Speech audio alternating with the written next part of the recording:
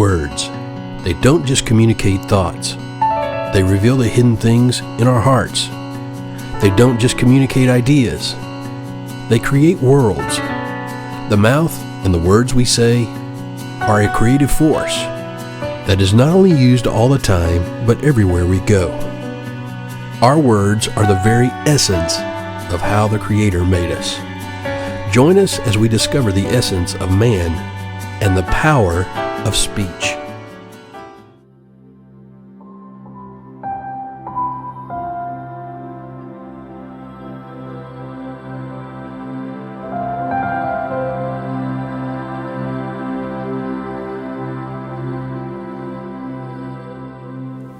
Hello, welcome to day 42 of the Essence of Man and the Power of Speech. And today's topic, vigilance. You say, man, I didn't realize there's much to talk about. Oh, there's plenty to talk about concerning our mouth. And, a lot of people think, okay, I guarantee you, if you've been listening to any of this, you've thought, oh my gosh, I didn't realize there was this much to your mouth. And I didn't, and chances are probably right now you're a little more conscious, I should say, of your wordage and your verbiage, and you're more cautious about, you at least think maybe about what you say. Where before you didn't do it. Why? Because you got a little knowledge and a little understanding, and now you're starting to exercise some discipline. Yay, team. High five. Okay, good. So, but vigilance, okay, is the key. Now let me say something. It's within everybody's reach not to speak evil. Because some people say, well, it's just impossible not to say something bad. Well, if you're guarding your mouth, then it's possible not to say something bad. Let me give you the definition of vigilant, okay? Listen to this. It's alertly watchful to avoid danger. Alertly watchful.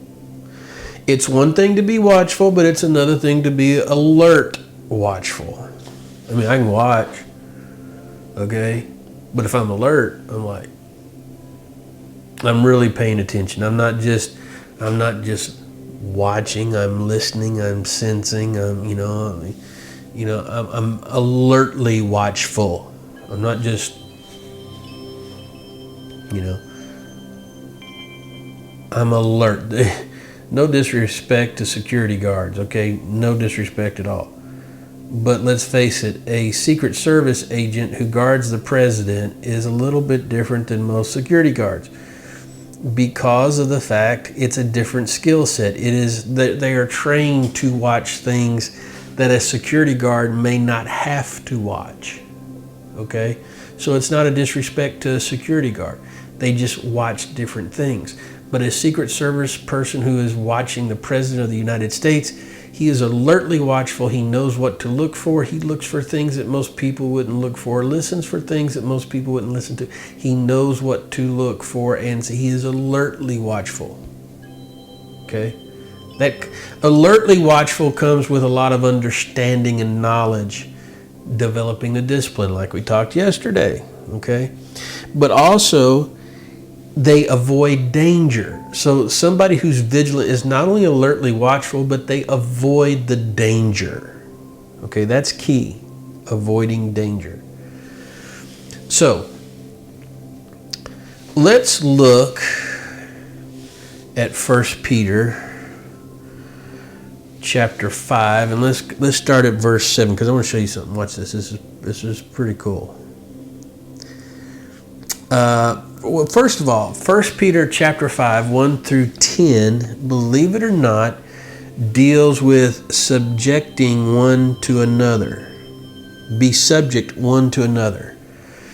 That takes humility, but that also has to do with guarding your mouth. If I'm subjecting myself to you, I'm guarding my mouth not to speak evil to you. Watch. Casting all your care upon him, verse 7, because he cares for you. Let's go to verse 6. Humble yourselves, therefore, under the mighty hand of God, that he may exalt you in due time. So one thing about speaking evil, there's a lot of pride involved in that. Casting all your care upon the Lord because he cares for you. And if you're casting your care upon the Lord, then there's no need to complain about your cares. Evil speech, see? Casting all your care means I'm not complaining about my situation. In everything I'm giving thanks to the Lord. I'm not going to complain about it. I'm going to give thanks. Why? Because I cast the care on him because I know he cares for me. There's an assurity there. Confidence. Now listen, be sober, be vigilant, because your adversary, the devil, is like a roaring, or as a roaring lion, walketh about seeking whom he may devour. Now, how is he able to seek who to devour? How does he determine who to devour? By words. By words. If you're going to complain about things and not cast your care to the Lord about those things, he's going to devour you. He's found an open door. He has sought something to devour you with. I have found a person who doesn't trust the Lord. Let's devour him. Boom. See, this is the thing. If you're vigilant and you're very watchful of your words, okay? When you're vigilant and you're not going to complain about the thing. You're going to thank the Lord about whatever thing you're in. This is being sober and vigilant, watchful, not giving the enemy an opportunity to devour you. Listen to this. Whom resist steadfast in faith, knowing that the same affliction are accomplished in your brethren that are in the world. So the same afflictions to do certain things are also accomplished by the brethren. Resist him steadfast in faith. Well, complaining is not faith. Speaking evil is not faith. Speaking evil is doubt and unbelief. See? So evil speech is about watching with alertness and avoiding the danger. That's the key. Every time you are speaking evil, you allow the enemy to devour you. If you would look at 1 Peter 5, 1 through 11 here. Again, it's about being subject one to another. How to treat people. All those different things. Being humble. These are all issues of either speaking evil or not speaking evil.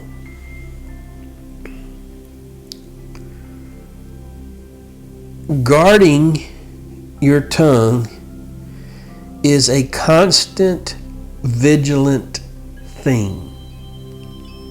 I mean, it is. It is a 24/7.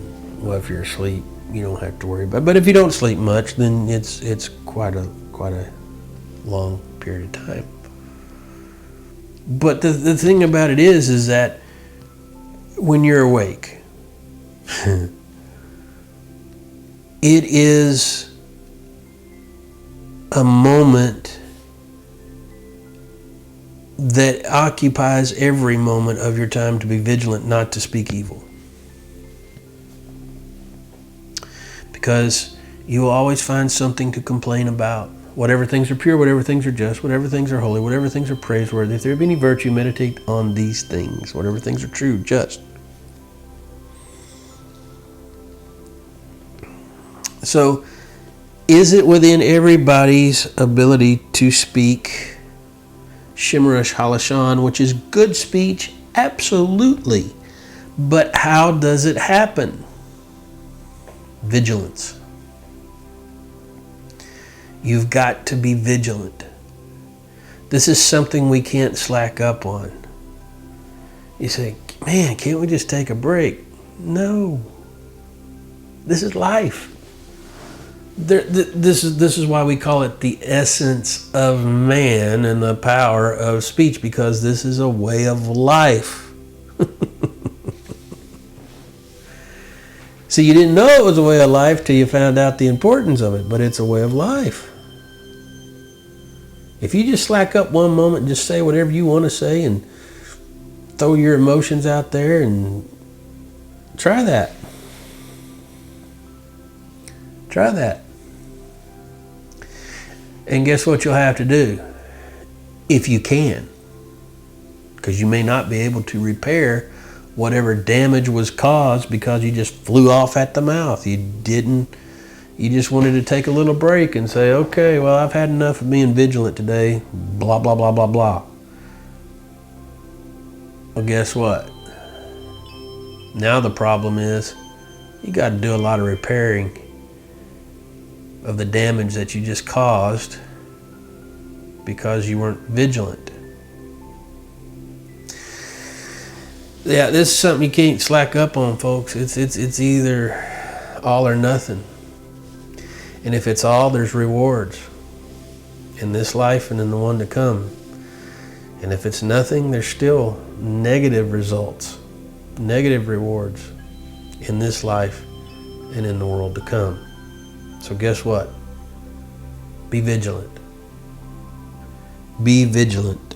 Alertly watchful and avoid danger with your mouth.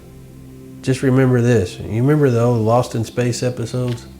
Danger, danger, danger will, I can't even say his name, Will Robinson. Say that 3 times fast. You got to be vigilant. Listen one more time. Alertly watchful, avoiding danger. That's your goal from now on. And if you do that, you won't speak evil. That's a good thing. All right? Hey, thanks for being with me today. See you next time on The Essence of Man and the Power of Speech.